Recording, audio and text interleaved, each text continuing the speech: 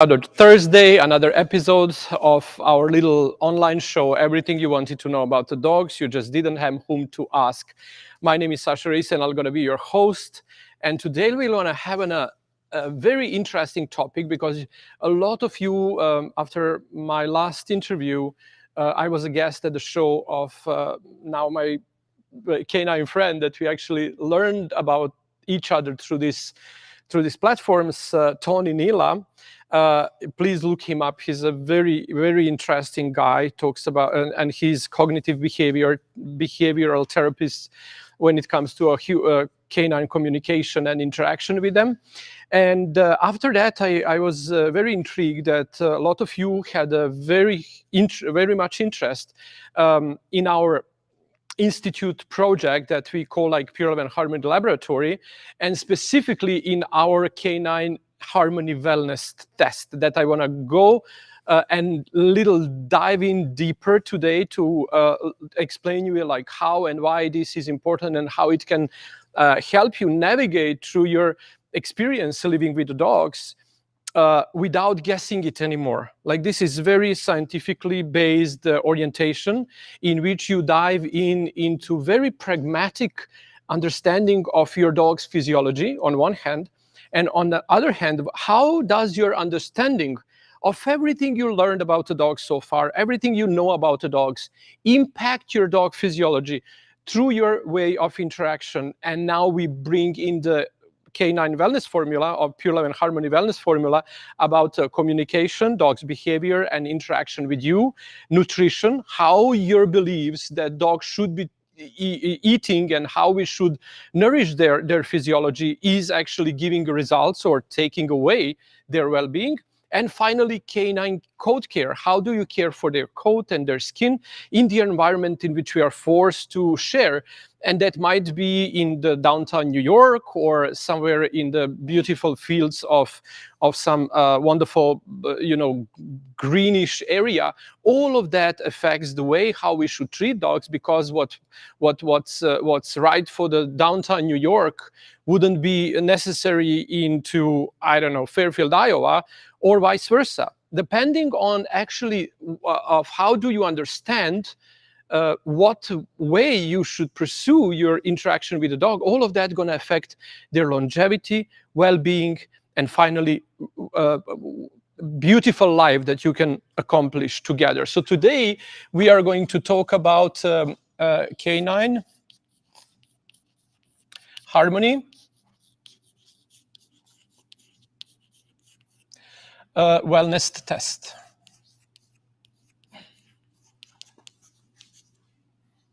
Okay.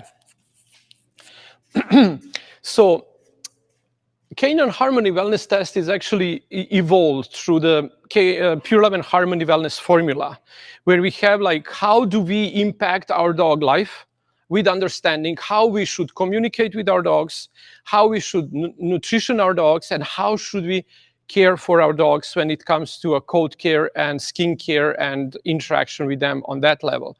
But also that will be very much impacted by our understanding of all of that. And now the Pure Love and actually Canine Harmony Wellness Test is giving us the tools to navigate through that without guessing game, because it combines like two very important understanding tests. One is a HTMA, hair tissue mineral analysis. And the other one is very important that actually stands and came out from everything we'll believe in Pure Love and Harmony, called human canine dynamic. Oh, it's dynamic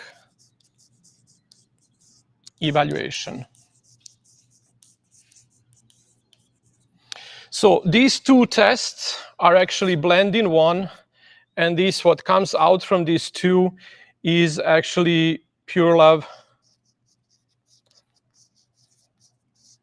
and Harmony protocols. And the Pure Love and Harmony protocols are actually how you should, so interaction, meaning communication, communication, nutrition, and coat care.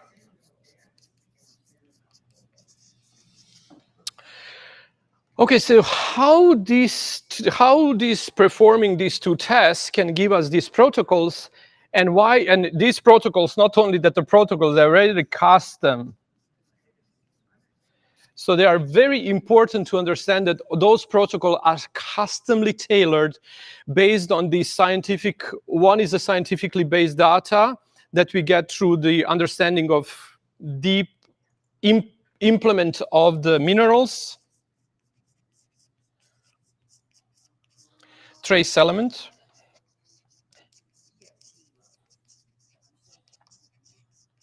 and toxic metals and pollutants in the already developed tissue. Because if we really want to understand like what's going on deep inside the body of our dogs, we need to get into their tissue.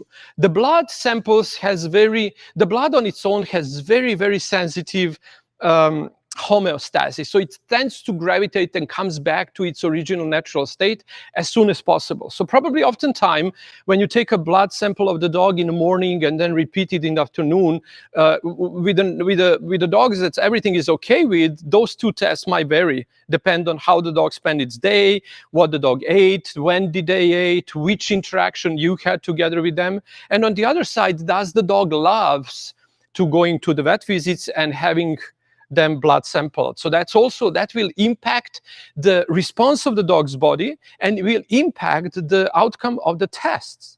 Where actually, if you do the HTMA and a whole coat analysis, you will get a chance to understand that the coat is actually tissue, and the coat give us a deep understanding of what was going on during this 3 to 6 months, depending on the type of the dog and depending on what's the life circle of your dog's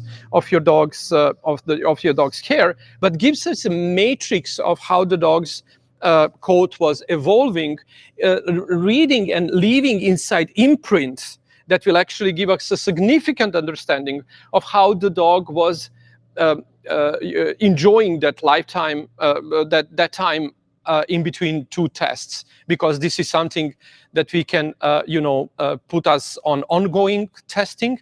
And this is something that gives us, and I'm going to explain you now a little in deep, how it can give us the upfront warnings and signs that we might be able to navigate by changing something in the protocol, the way we communicate with our dogs, the way we nutrition them, and the way we cared for their coat.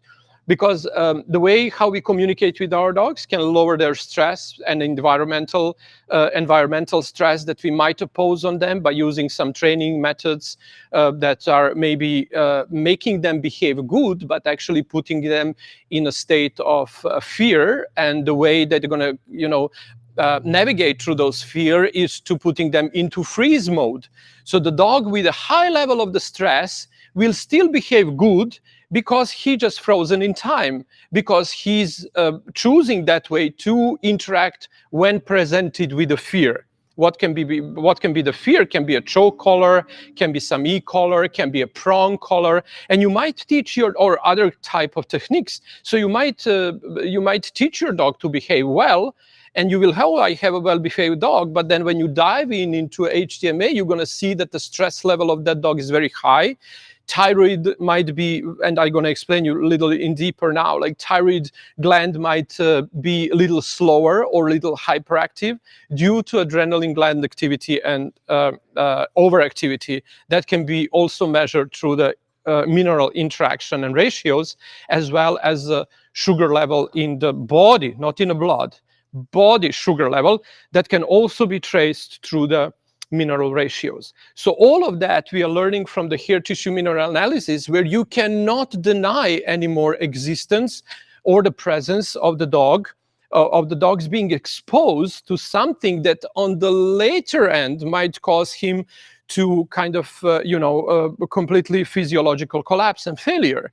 And that's why what we need to learn is how to use the data we have available to us at the moment and try to project dog longevity by going in future and trying actually to navigate the future by choosing informative and decisions today in a way we interact and communicate with our dogs, nutrition them, and care for their coat. Because oftentimes, as well as we can trace minerals and their ratios, we can say trace elements as well. But also what we can do is find traces of toxic pollutants within the dog's hair. How those pollutants end up in the dog's hair? Oftentimes, so in order for them to be in the hair as a part of the tissue, they need to be part of the dog's body as well. So they are traced in the coat, so that means that probably they are all over the body. So once you have a trace of the toxic minerals, toxic pollutants and toxic metals, heavy metals inside your dog's body, that means that maybe that dog's body is already, the mind of the body and the brain of the body is impacted by heavy metals. And the way the dog reacts on the environment is actually completely out of his will, because the dog completely perceives differently the world if the brain is under attack of the heavy metals and pollutants. And how those heavy metals and pollutants come in? You're just taking you're taking your dog to walk downtown Manhattan.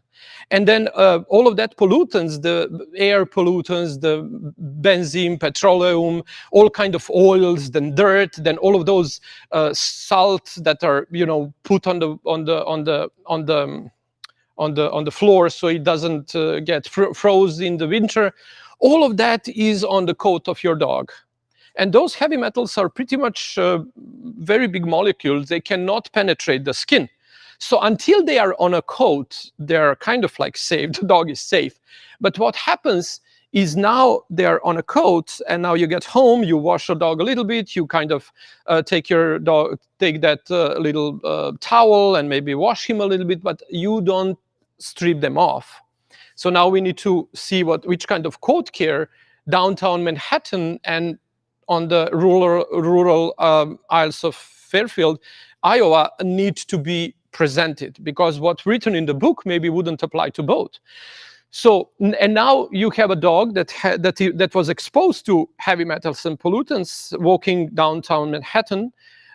You came home, you're rushing to your business hours as normal. You gave your dog a little walk, he pee-pooed and exercised a little bit. You're leaving it home. What happens next is dog would lick his paws a little bit here and there. Now, together with licking the paw, he actually took the heavy metals inside his body, and there is no way they can get out. There is no way they can get out because they are not able to be digested. They are not able to be processed. There is no, anything that can naturally exist within the dog's body to care of them. And what happens is the body actually stores them in the bones, stores them in the tissues, including the brain. And then also how this affects the brain. Remember when we were talking about the canine education, when we were talking about how the dogs learn, that the way of dogs interact with the world depends on the view the dogs have around the world. The way they will learn about the environment around them and finding their place to navigate through that, they need to have developed brain with the myelin shields around the neuron axon. The myelin shields around the neuron axon are the fat shields that are actually helping neurosignal be transmitted faster. And if you want to learn a little deeper about this, you can watch one of my previous shows talking specifically about this. But now when we have all of these heavy metals and pollutants inside the brain, because these myelin shields are pure fat, myelin sheets, the sheet. What did I said? Sheet. So can you tell me what I'm telling wrong? What did I say wrong? He said sheets, but it's sheet. So I said sheath. I didn't say sheet.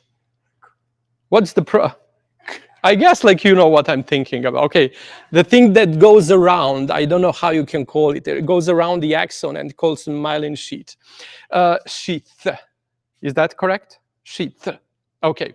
So, but when you have something that might be able to dilute it, that it's not only be able to dilute it, it's going to destroy it. And that's the way how the dogs might end up developing later on, having trouble learning, having trouble interacting with you, having trouble being alert or overreacting to everything because they were exposed to pollutants that are now damaging their brain. So possibility of them to respond would be much on lower level.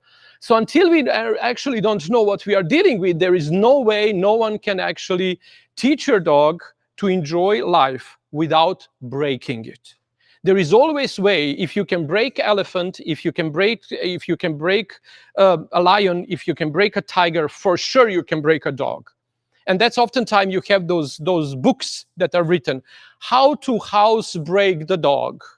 What do we need to break the dog like it's a little piece of chalk?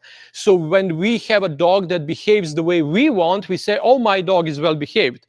But then instead of the dog living longevity and happy life of 20, 25 years, we have them barely come to a 17. And then we will kind of like, oh, my dog is 17 and he's Chihuahua, but my dog is 10 and he died because he's Doodle and he's big and great dog. No, we should all find a way to get our dogs are actually decreasing in livelihood through the history. And why are we not able to use all of this knowledge that we have today in order to make them be valuable? Today we have dogs that are developing like 60 to 70% of the dog going to develop some sort of cancer in later years of life. And there are a lot of lately studies that are connecting, and of course in a human research there is so many studies that are connecting stress with the cancer. Of course, that's count for the dog too. You have, for example, if your dog follows you around the home and they cannot settle, they want to be around you. It's not because they are loving you so much. They don't trust that you are able to and capable of survive without them. So that pressure on them, in a recent study that was conducted by Italian scientists, is 2016. Right, and it's ongoing study, so they're like publishing, oftentimes update their findings. But the last one I read, it says like 80% of the dog that follows their owners around the home develop severe cancers due to the stress level. And when you learn about how the stress level are impacted and can be found within the HTMA analysis in the early ages of life, then why wouldn't we prevent it by doing something that we can in order to put them on a path of health and longevity? If we can, of course, why wouldn't we? So, for example, now what are we looking when it comes to a mineral? So, of course, we look for a lot of minerals. So usually the test that we are doing, it's around like 29 of all. That includes like minerals and their ratios. And I'm going to talk today about the ratios, and then next time I can talk about dynamic of the minerals and then elements, and of course heavy toxins. So we're going to dissect HTMA in weeks to come. But also only the HTMA wouldn't give you enough in-depth analysis if we do not see why our dogs in this position at this point when the first test is done for the first time. Then we have, and I developed together with my team, so-called human canine dynamic evaluation. And that's a test that you take together with your household or your own, if you live your own, and or if would be great to be taken by every single member of the household separately. And then what we get is you have questions that you answer, and then we try to embed the outcome of that research into emotional entanglements and perception of you towards your dog, and then to see like how deep you enter the emotional entanglement that might cause you not being able to separate needs of dogs from needs of humans from your own perspective view. Because of that, understanding the human-dog interaction means a lot to your own interpretation of the dog needs will impact their lives. And now we need to see, like, objectively, without any judgment, very kind of empathic test that will take in consideration a lot of heavy burden that took us to the point to live with dogs, because that's what we are all find very interesting. We were hurt with the people so much in our life that finally, next to a dogs, we can feel vulnerable, and we can express this vulnerability, and we can live the dignified life of dignified human, but unfortunately not next to humans. We try to intend to cover all kind of masks in front of the people, but when we come to the dogs, we actually, drop all of those masks and we become vulnerable as we really are. So in that sense, we really need to know how your understanding of your dog's communication, nutrition, and coat care impacts their HTMA, and then to see how to navigate and how to blend that by implementing protocols. We will touch all three of these issues, navigating through the next step and see how good we are and in that process and what needs to be changed. And usually you would be amazed to see how the changes in the change in the protocol you get, and then you can choose the way of you deeply interact with us. You can do it on your own. We can do it with yourself. We can do it with you, or we can really be your mentoring almost on a daily basis, right? How you can implement these protocols in your life. But today, what I wanted to talk deeper is mineral ratios that are actually revealing what's going on and how the impact of communication behavior. Actually, when I say communication, you can take that and dissect into a training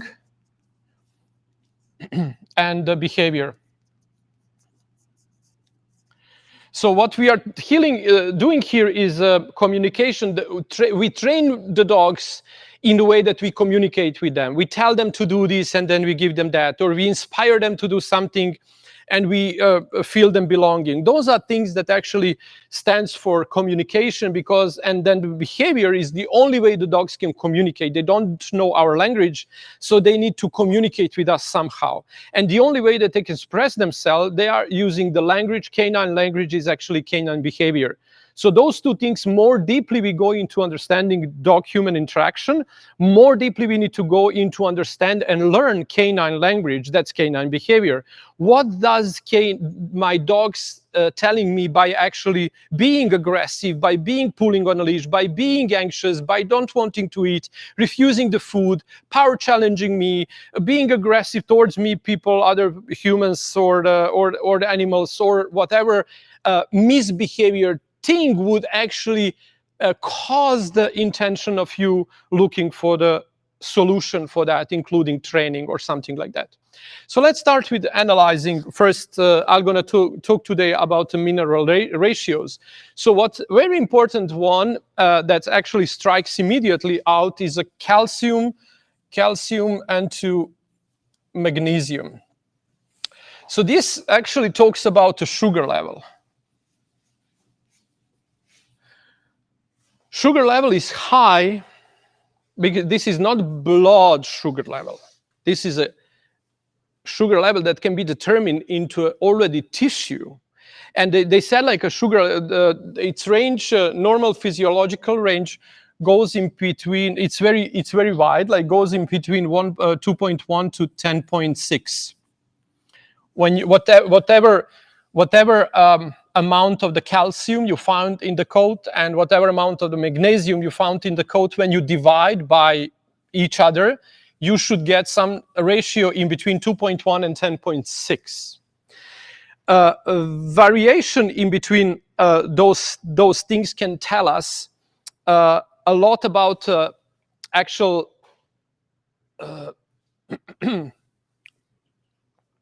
why the blood sugar strikes a part of the adrenaline, a part of the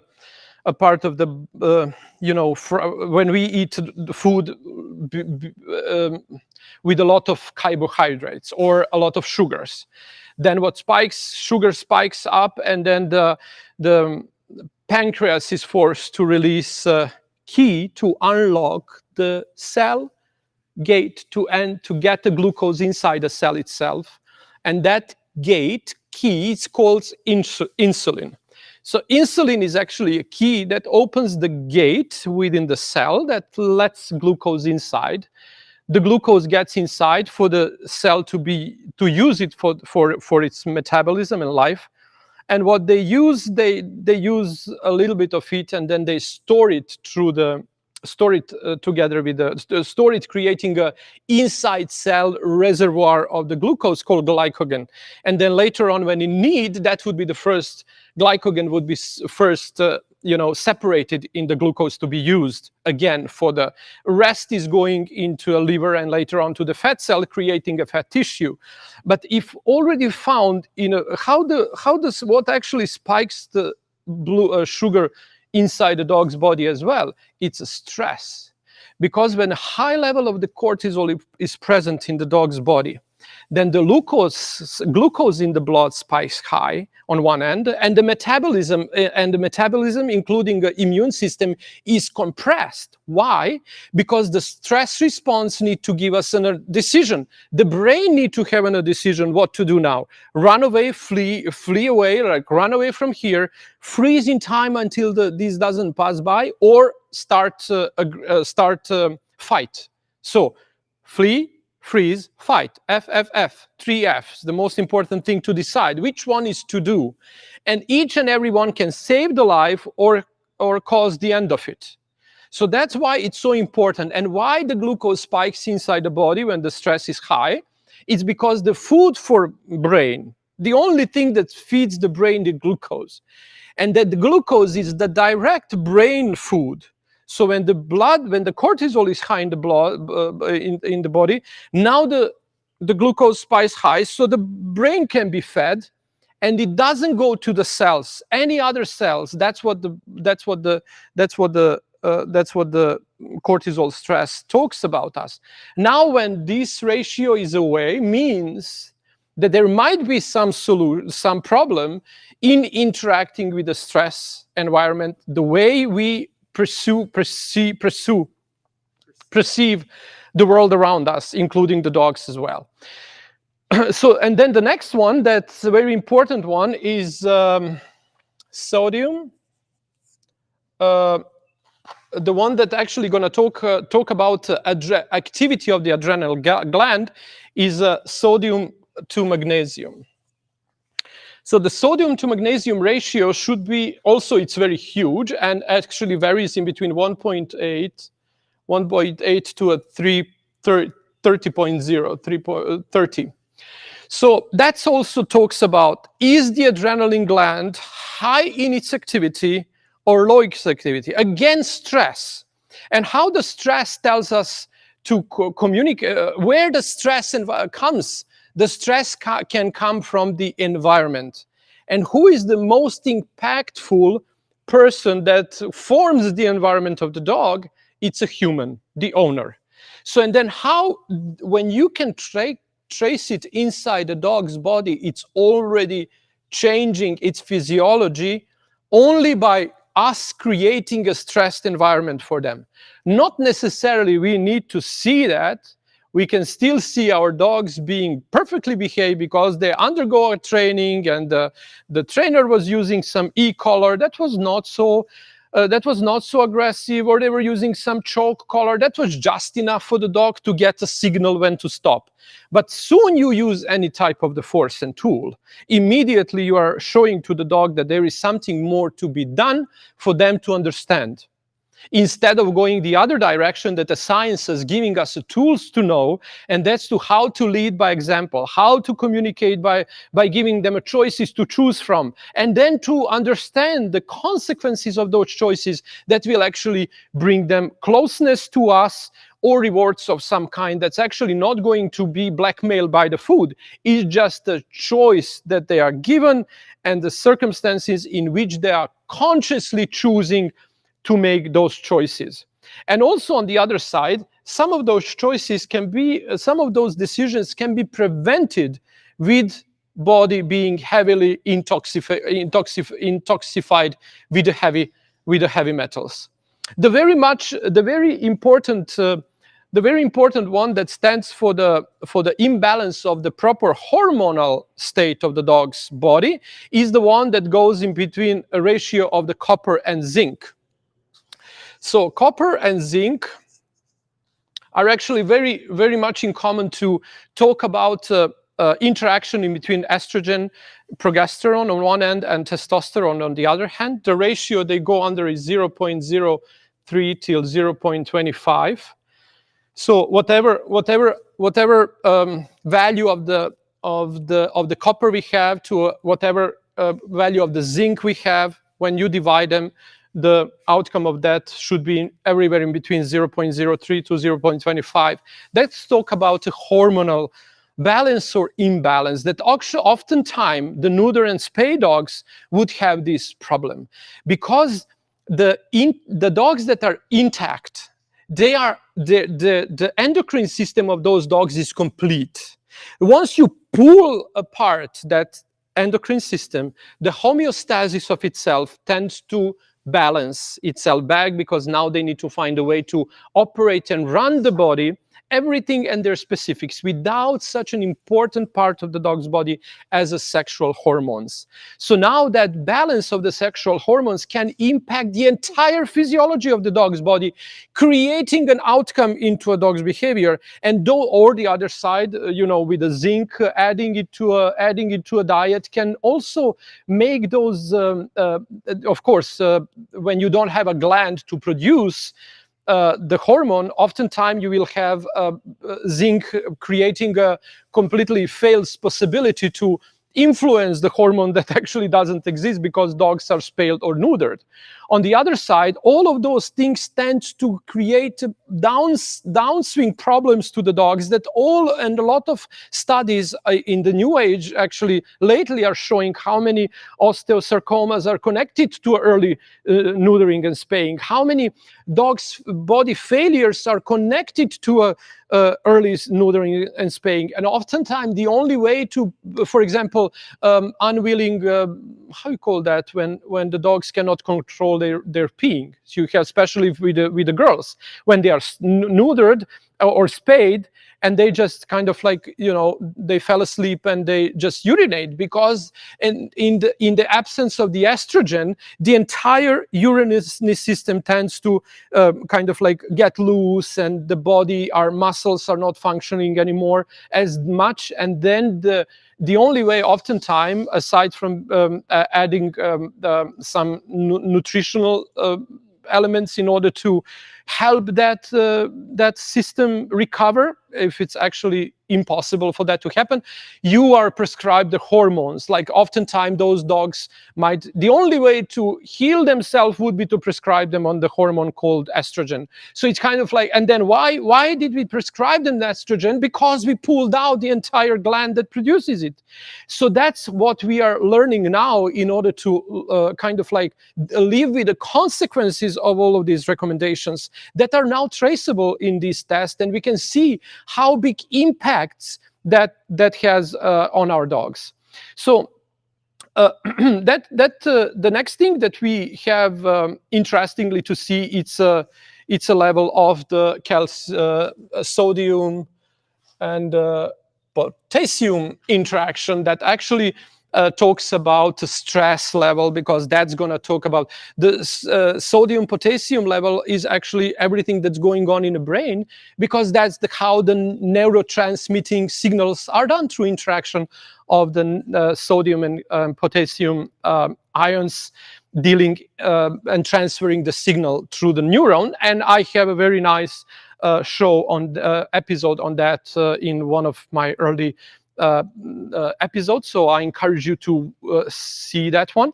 So also that has a very high stress range, or very high range of the nature. So when you take potassium, whatever reference is inside the dog's results, and then to this is actually sodium, and then divided with the potassium, that gives us a very broad range. If that's everywhere in between 0.8 to a 19, look how big 19, even 19.5, like look how big that range is.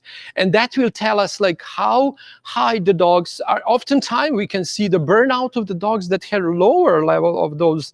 Is the dog already high active or hyperactive, or actually the stress level is already so low that the dog is actually just freezing in time, behaves like a zombie because of the burnout the body already went through. So all of this we can learn from HTMA analysis. And once we know all of this, then we can look for the ideas in your. This test is very comprehensive, should be taken by every single member of the family, and it should evaluate every single one of every single one's understanding. It's very interactive and it's very funny. Actually, it's nothing mind-blowing. It's mind-blowing outcome of taking that test. And that test I was working on my team to develop that test for like almost now how many, like 3 years. And it's very condensed in questions. You go through the questions are, every single next question, I don't know, it's like around the 30 questions you need to answer, but the question bank is around 1,000 questions. And all the other questions are actually automatically generated, and they are run by the very comprehensive algorithm we created. And every single question you answer gives you a possibility to, blend into a next takes you to a next question, and then next question. And then when we get that outcome of evaluation of that dynamic, then we get complete insight in how your understanding of the canine communication, nutrition, and coat care impacts the HTMA results. And not only HTMA results are impacted, not because something is good or bad, but that's how we understand we should care for our dogs. So once that perception is now evaluated, now you know what needs to be changed, and now we create Pure Love and Harmony custom protocols that gives you literally day by day guidance of how to go through the communication, nutrition, coat care up to next test that's actually 3 months ahead. And that's what we suggest actually. And the way I think the more about all of this that I was talking to, you can see on our webpage, and you can kind of like go there and dive a little deeper into understand, schedule a free consultation that we can take you through this understanding of both tests, give you a little more insights, even more than this now, answer any questions you have, and see which kind of next step should be appropriate for you and your beloved dogs. To stop the guessing game, to stop me adjusting something just because I see Ferrari or I see some other car you drive. Stop those kind of things and dive into real customization of any protocol that is assigned to your dog based on so high level values that we can already extract from the HTMA. This is the unique way of learning about and using HTMA. Usually this HTMA is usually prescribed by nutrition. If you have deficiency of this, take that. If you have more than this, then take something else. Then going to evaluate those things. But what you heard here, the most I was talking about and most the word was used is the interaction of the human interaction to the dogs and stress that we put them in and the environment that they live in. The food you give to your dog is just outcome of your perception of how the dog should be fed. So once that perception changes because something tells you should be changed, then the outcome of you engaging in the life of your dogs become completely on the other edge and different than it was yesterday before we took a test and analysis of the dynamic you two live in, or whatever the household is that lives in.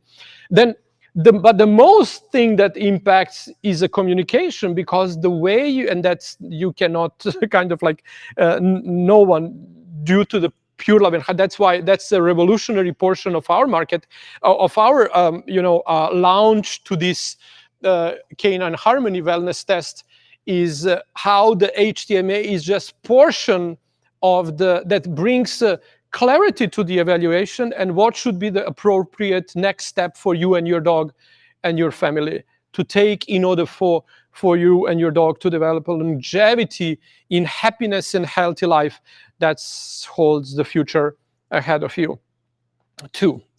I can say so. So I think this was like a very interesting night that we had together. In another episode, everything you wanted to know about dogs, you just didn't have whom to ask. And I know that there is not too many people talking about this in a way that me and my team put this together.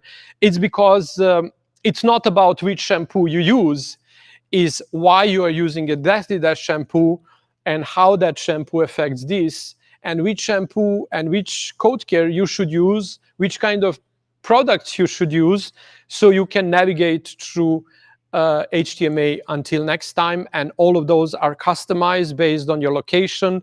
They are not, because I saw it already, it's not the same protocol for the downtown Miami and downtown New York and downtown some city in North Carolina. Because of the times and weather as well. It's not on the same protocol through the year because the time changes, the time zones changes, the winters go into a spring, and then spring goes into a summer, and then summer goes into a autumn, and that circle goes around and around and around. And depend of all of those environmental circumstances, we should change the protocol accordingly.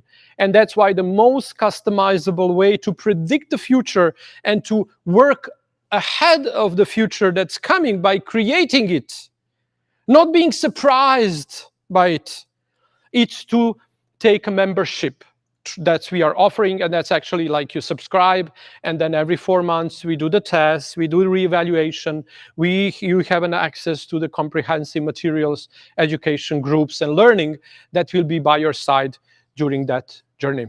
I hope you enjoyed this week as well, a new episode of the show called Everything You Wanted to Know About Dogs, You Just Didn't Have Whom to Ask. My name is Sasha Rees, and I can't wait to see you next week in diving deeper into minerals of HTMA and how we learn much more about values they provide when we are doing the tests. Thank you so much once again. Wish you a wonderful weekend, and looking forward to seeing you next week at the same time.